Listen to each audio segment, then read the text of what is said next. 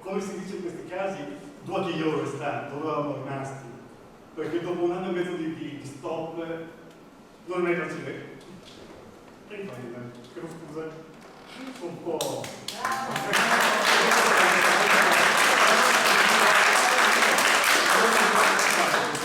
Per cui siamo qua, siamo qui, siamo contenti sono tanti contenti di vedere così tanta gente in questa occasione. Permettetemi solo di presentare chi è anticipato, cos'è anticipato, probabilmente la più parte di voi lo sa già, però mi sembra tutto fare un minimo di presentazione. Anticipare la compagnia per la diffusione della cultura piemontese è nata 3 anni fa da un'idea mia e di altri amici, è nata quasi per gioco. Io ho la fortuna di lavorare nel mondo piemontesista da 25 anni e mi sono reso conto di conoscere tantissimi artisti che non si conoscevano tra di loro. Dopo ho portato l'idea, 3 anni fa nella foto ho fatto una merenda sonora a casa mia, convocando il Torino con il piacere di avere gli amici più cari da tanti anni, c'era Tazzo, c'era Roberto, e di provare a portare il piemontese nel XXI secolo. Perché? Perché il piemontese ha sempre l'idea come era bello il passato, come gli europei, come gli europei, come gli europei una volta. Allora ne parlare, l'uomo la lenga, che è una lenga del Consiglio del Parlamento Europa. L'uomo la cultura che è veglia di anni, ma che aspetta mai torna a destra di scuola. C'è come fa qualcosa per continuare a domani questa cultura. E allora per quello che ci siamo inventati questa associazione, che 2 anni fa ci ha dato delle belle soddisfazioni, perché comunque abbiamo fatto 15-20 presentazioni tra quella che noi chiamiamo la nostra seconda casa, che è la Sons di Amici di Corso Casale, e lo spazio culturale piemontese di Saluzzo. E Angela Del Grosso ci ha dato una mano enorme da questo punto di vista, mi piace citare anche se stasera non può essere presente tra di noi. L'anno scorso doveva essere il momento del lancio definitivo, è capitato così è capitato, e ricominciamo stasera con tanti amici, per un'occasione particolare, comunque a cui teniamo da morire, perché Roberto lo sa, io lo seguo da quando sono nato, se non ci fosse stato Roberto io non sarei diventato piemontesista, questo è un dato di fatto. Grazie, buon divertimento e buona serata a tutti. Lascio la parola a Tazzo Rosato, che è l'altro artefice di questo lavoro di stasera, che vi dice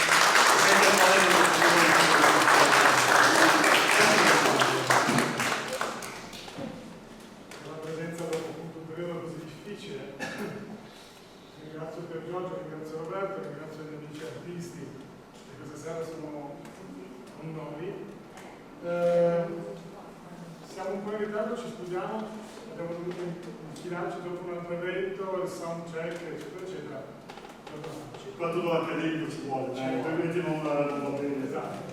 Allora, 80 anni di vita, 55 di carriera, giocando, una lunga carriera che si arricchisce anche in questo passaggio di oggi, giocando con lo nostro affetto per la lingua piemontese e per Roberto potremmo dire la storia bella per così intera. So che non devo tradurre, però proviamo a raccontarla stasera. Come la raccontiamo?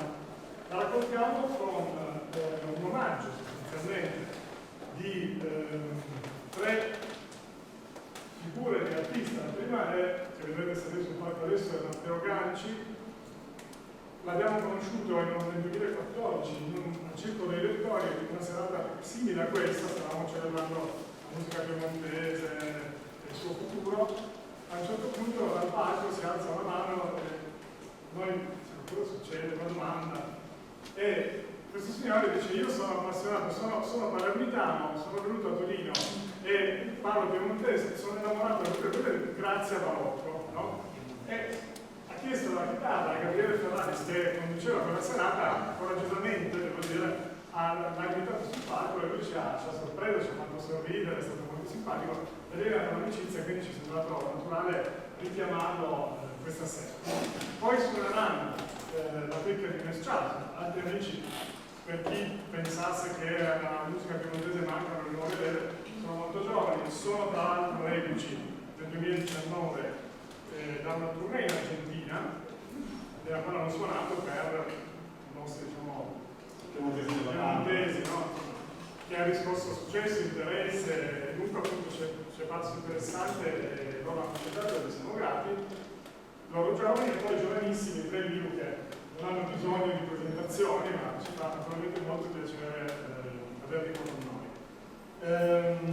Avremmo dovuto avere la presenza dell'assessore alla cultura della Regione Piemonte, la dottoressa Vittoria Poggio, che si scusa, ha avuto una difficoltà all'ultimo momento, ha mandato una piccola lettera che adesso vi leggo, ma prima vorrei ancora dire che per quanto naturalmente la serata sia per Giorgio e per Roberto Barocco, vorremmo dedicarla all'associazione a un nostro amico che non c'è più, che è Giovanni Ruffino, che con noi ha fondato questa associazione nel cui scopo, nella cui missione credeva molto, anche il musicista, cantautore, artista, amico. Traduttore di Brass Science in piemontese, rete di Fausto Montecoli, traduttore di Brass Science in piemontese.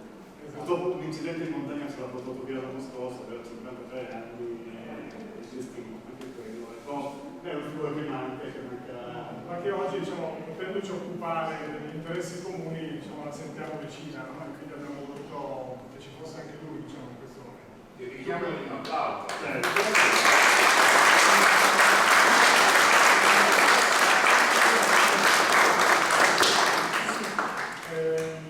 Vi leggo, siamo grati all'assessore per queste righe che appunto ha voluto mandare. Tra l'altro la Regione, per manifestare la sua riconoscenza, insomma, la gratitudine, aveva preparato un piccolo regalo per Roberto e per Giorgio che gli darà un momento che venite che ci vediamo in persona.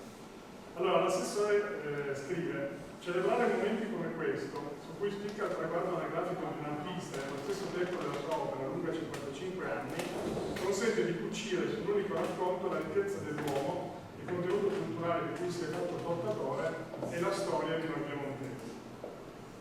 C'è un pezzo di noi nelle canzoni di Roberto Barocco a cui si deve il merito di aver mantenuto in vita la lingua dei nostri nonni, grazie alla quale si è potuto tramandare la cultura e appunto anche un idioma divenuto un patrimonio.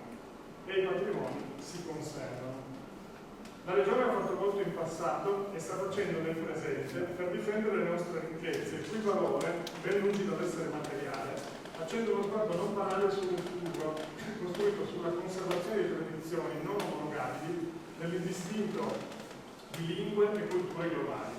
Il piemontese non è una goccia nel mare, ma è il mare contenuto in una goccia. Ricordo i miei più sentiti auguri a Roberto Barocco per i suoi 80 anni e per i 55 di carriera. Noi ci sentiamo di aggiungere anche a Giorgio, assolutamente sì. Allora, ci sono gli artisti, poi per Giorgio racconterà la vicenda sua del fratello e infine Roberto concluderà la serata con i suoi pezzi. Forse non finiremo alle 7:30 in punto, ci perdonerete, ma speriamo che possiate quindi averne piacere. Grazie. Grazie.